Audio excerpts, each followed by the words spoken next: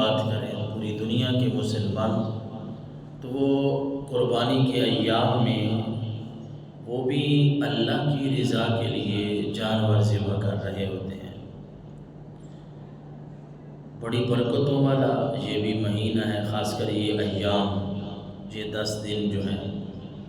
رمضان المبارک کے مہینے کی برکتیں اپنی جگہ پہ ہیں۔ اس وقت رمضان المبارک کے مہینے میں مسلمان بڑی ذوق و شوق کے ساتھ عبادت کرتے ہیں، اور یہ جو 10 دن گزر رہے ہیں نا، ان کو بھی ضائع نہیں کرنا۔ جو دن گزر چکے ہیں اس ماہ مبارک کے، یہ بھی 10 دن کچھ عام نہیں ہے۔ ترمذی شریف کی حدیث مبارکہ 757 نمبر میں آقا کریم علیہ السلام کے پیارے صحابی حضرت ابن عباس کہتے ہیں، قال رسول اللہ صلی اللہ علیہ وسلم ما من ایام العمل الصالح فیہن احب الی اللہ من هذه الایام العشر، فقالوا یا رسول اللہ ولا الجہاد فی سبیل اللہ، فقال رسول اللہ صلی اللہ علیہ وسلم ولا الجہاد فی سبیل اللہ الا رجل خرج بنفسه وماله فلم يرجع من ذلك بشيء او كما قال۔ اللہ کے نبی صلی اللہ علیہ وسلم نے فرمایا کہ یہ اس ماہ مقدس کے جو پہلے 10 دن ہیں، یہ 10 دن اللہ کو بڑے پیارے ہیں۔ ان 10 دنوں میں نیک عمل کرنا، اللہ کو راضی کرنا، ذکر اذکار آ گیا ہے، نوافل آ گئے ہیں،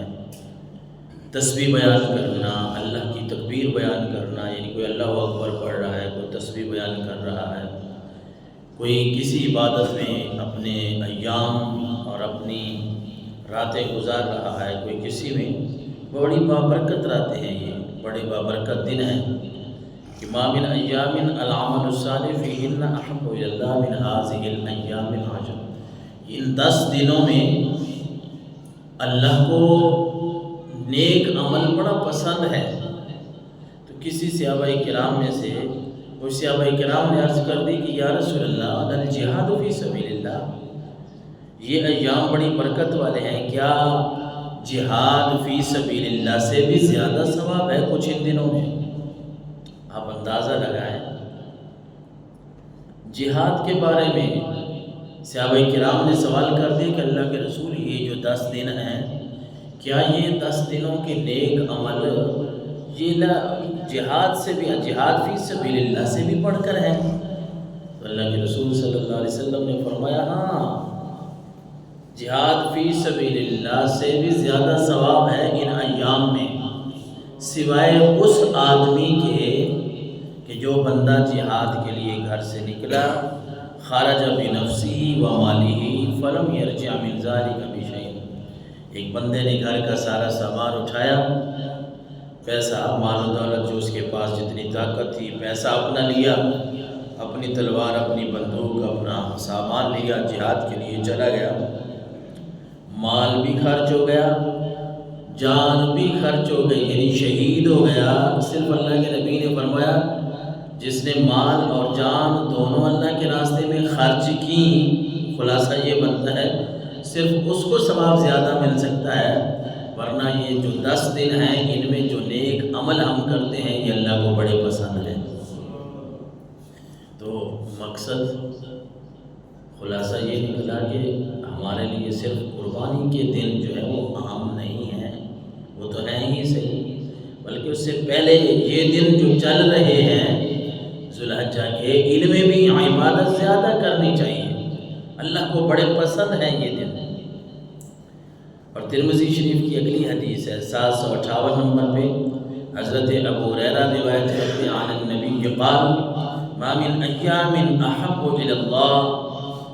ان یتعبد له فیها من 10 ذی الحج یعدل صیام کل یوم منها بصیام السنہ وقیام کل لیلہ منها بقیام لیلۃ القدر او کما قال صلی اللہ علیہ وسلم۔ حضرت ابو ہریرہ روایت کرتے ہیں کہ رسالت مآب صلی اللہ علیہ وسلم نے فرمایا ان 10 دنوں میں جو لوگ عبادت کرتے ہیں اللہ کو بڑے پسند ہے، کتنا ثواب ملتا ہے۔ جو بندہ ان دنوں میں نفلی روزہ رکھتا ہے، ایک ایک روزے کے بدلے اللہ اس کو سال کے روزوں کا ثواب عطا فرماتا ہے۔ جو بندہ ان ایام میں رات کو جاگتا ہے، اللہ کو راضی کرنے کے لیے نوافل پڑھ رہا ہے، بندہ رات کو جاگ رہا ہے، تہجد پڑھ رہا ہے، نفل پڑھ رہا ہے، تو اللہ کے نبی صلی اللہ علیہ وسلم نے فرمایا ان ایام میں جاگنا، ان ایام میں روزہ رکھنا ایک ایک روزہ سال کے روزے کے برابر، اور ان راتوں کو جاگنا اس کا کتنا ثواب ہے۔ فرمایا بقیام لیلۃ القدر، لیلۃ القدر میں رمضان المبارک کے آخری عشرے میں جو لوگ جاگتے ہیں، لیلۃ القدر تلاش کرتے ہیں،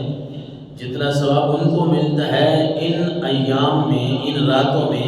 جاگنے والے جو لوگ ہیں، عبادت کرنے والے، اللہ ان کو بھی ثواب اتنا ہی عطا فرماتا ہے۔ تو قربانی بھی کرنی ہے،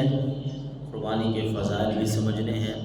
لیکن یہ جو ایام چل رہے ہیں، دن چل رہے ہیں، کچھ تو گزر گئے، تھوڑے دن باقی رہ گئے۔ بدھ والے دن تو انشاءاللہ قربانی ہے، تو کل سے ہفتہ، اتوار، پیر، منگل، یہ 4 دن ہمارے پاس ہیں۔ آج کا اگر دن ساتھ شامل کریں تو پھر 5 بنتے ہیں۔ تو ان ایام میں بھی عبادت زیادہ کرنی ہے، اللہ کو راضی کرنا ہے، مقصد اللہ کی رضا ہونی چاہیے، اور عبادت جتنی ہم کر سکتے ہیں ان ایام میں کریں، اور آقا کریم علیہ السلام کے ان فرامین کو سامنے رکھیں۔ بلکہ قرآن مجید میں بھی سورۃ الحج میں اللہ نے فرمایا وَيَذْكُرُ اسْمَ اللَّهِ فِي أَيَّامٍ مَّعْلُومَاتٍ عَلَىٰ مَا رَزَقَهُم مِّن بَهِيمَةِ الْأَنْعَامِ فَكُلُوا مِنْهَا وَأَطْعِمُوا الْقَانِعَ وَالْمُعْتَرَّ۔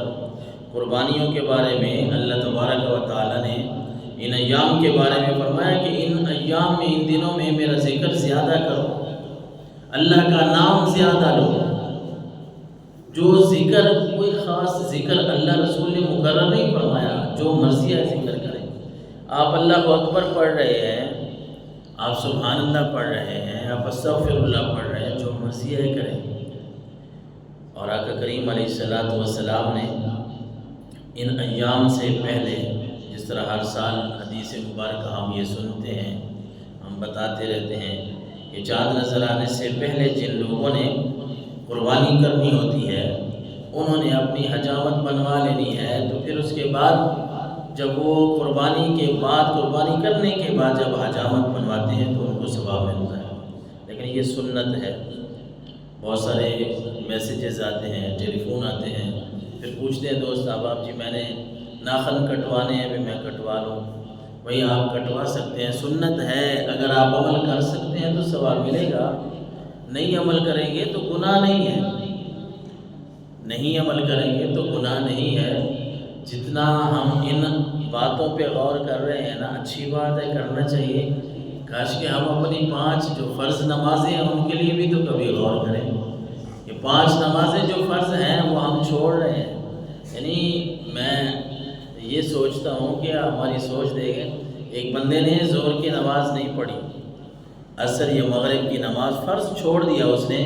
اب وہ میسج کر کے یا ٹیلی فون کر کے پوچھ رہا ہے کہ میں جی ناخن کاٹ لوں کہ نہیں، میں حجامت بنوا لوں کہ نہیں۔ ارے حجامت نہ بنوانا وہ سنت تھا، ثواب تو اس کا بھی ہے، انکار ہم نہیں کر رہے، نہ سنت کی ہم اس طرح کوئی نعوذ باللہ ہلکا سمجھتے ہیں، نہیں، وہ بات نہیں ہے۔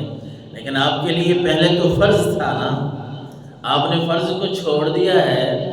ان 10 دنوں میں آپ نے نمازیں ادا کی ہی نہیں ہیں، فرض نمازیں چھوڑ رہے ہیں اور ساتھ پوچھ رہے ہیں کہ میں حجامت بنوا لوں، میرے والد صاحب حجامت بنوا لیں کہ نہ بنوا لیں۔ ارے ان ایام میں یہ کام، جس طرح اللہ کے نبی نے فرمایا بھائی چاند دیکھنے سے پہلے اگر حجامت بنوا لیں اور پھر اس کے بعد قربانی کے بعد اگر حجامت بنوائیں تو یہ ایک اچھا طریقہ ہے، سنت ہے، ثواب مل جائے گا۔ لیکن کوئی ایسا ضروری عمل نہیں ہے۔